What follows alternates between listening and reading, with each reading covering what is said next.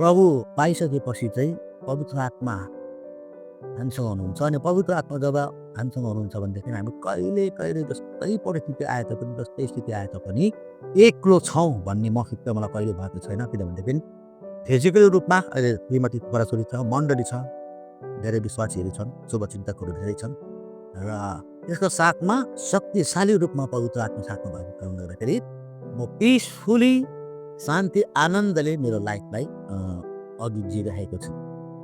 र यति नै भन्न चाहन्छु, प्रभु पाउनुभन्दा अगाडि कति कुरोमा एक्लोपन म झेक्नु परेको कृतज्ञ हुन्छु।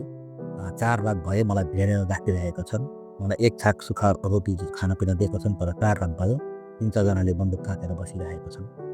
र यहाँबाट म उम्किएर मलाई तपाईँले निकाल्नु भयो भनेदेखि चाहिँ म फेरि पनि अब मित्रहरू हुनुहुन्छ, शुभचिन्तकहरू हुनुहुन्छ, विश्वासीहरू भयो, अविश्वासीहरू पनि धेरै छन्।